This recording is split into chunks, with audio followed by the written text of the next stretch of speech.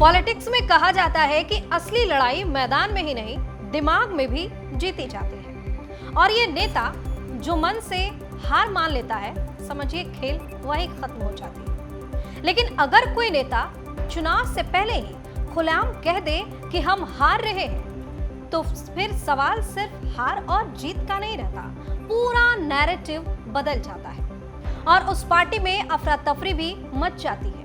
इस स्टोरी में आपको बताएंगे दूसरे चरण के चुनाव और रिजल्ट से पहले टीएमसी नेता ने क्यों मान ली हार, साथ ही पश्चिम बंगाल की सियासत में आए उस बड़े मोड़ की बात जिसने चुनावी माहौल को पूरी तरह से हिला कर रख दिया है। नमस्कार, आप देख रहे हैं इनकोच, मैं हूं आपके साथ दिव्या सिंह। पश्चिम बंगाल में दूसरे चरण के चुनाव से पहले माहौल गर्म है, आरोप प्रत्यारोप चल रहे हैं, हर पार्टी अपनी जीत का दावा कर रही है। लेकिन इस बीच एक ऐसा बयान सामने आया है जिसने सबको चौंका दिया है। ये बयान विपक्ष का नहीं बल्कि खुद टीएमसी के अंदर से आया है, यानी सत्ता पक्ष की तरफ से आया है। टीएमसी के उम्मीदवार वायरन विश्वास, जो सागरदेगी सीट से चुनाव लड़ रहे हैं, उन्होंने वो कह दिया जो आम तौर पर कोई नेता चुनाव खत्म होने तक भी नहीं कहता।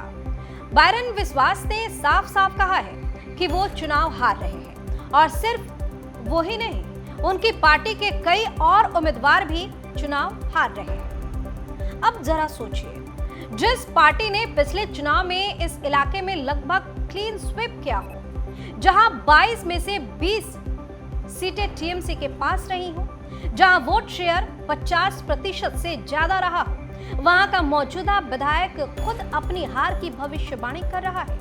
ये सिर्फ एक बयान नहीं है, ये उस भरोसे के डगमगाने का संकेत है जिस पर पूरी पार्टी खड़ी होती है। वायरन विश्वास ने सिर्फ अपनी सीट की बात नहीं की, उन्होंने जंगीपुर, शमशेरगंज और फराक्का जैसे सीटों का भी जिक्र कर दिया और कहा कि वहां भी टीएमसी के उम्मीदवार हार रहे हैं और वही सीटें हैं जो पिछले कई सालों से टीएमसी का मजबूत गढ़ मानी जाती रही। सबसे दिलचस्प बात यह है कि यह बयान ऐसे वक्त पर आया है जब दूसरे चरण की वोटिंग में बस कुछ ही दिन बचे हुए हैं, यानी चुनावी माहौल अपने चरम पर है।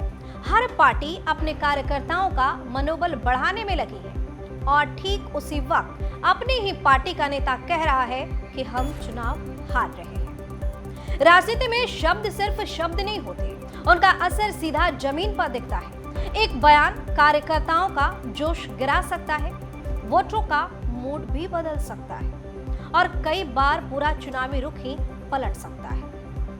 अब इसे दूसरे एंगल से समझने की कोशिश करते हैं। एक तरफ टीएमसी का नेता हार की बात कर रहा है, वहीं दूसरी तरफ बीजेपी के नेता सिर्फ और सिर्फ जीत की बात कर रहे हैं, बल्कि सरकार बनाने की बात कर रहे हैं। एक्शन प्लान की बात हो रही है, अगले 5 साल की रणनीति की चर्चा हो रही है। मतलब कमाल की बात है।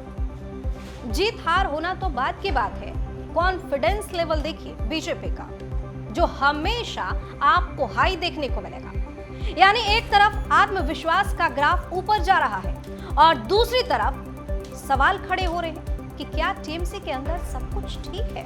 क्या यह बयान सिर्फ व्यक्तिगत निराशा है या फिर जमीनी हकीकत का आईना भी? अब सवाल यह भी है कि क्या वायरन विश्वास ने सच बोलने की हिम्मत दिखाई है या फिर ये कोई रणनीति का हिस्सा है?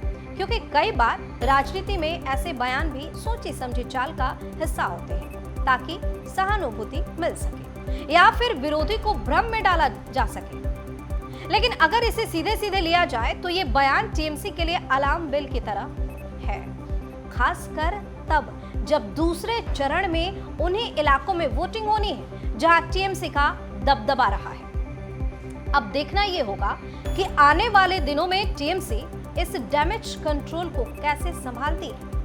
क्या पार्टी इस बयान से दूरी बनाएगी या फिर इसे नजरअंदाज कर आगे बढ़ जाएगी? लेकिन एक बात तो साफ है, चुनावी मैदान में अब लड़ाई सिर्फ वोटों की नहीं रही बल्कि भरोसे और नैरेटिव की भी हो गई है और इस लड़ाई में कौन आगे निकलता है, इसका फैसला अब जनता के हाथों में है।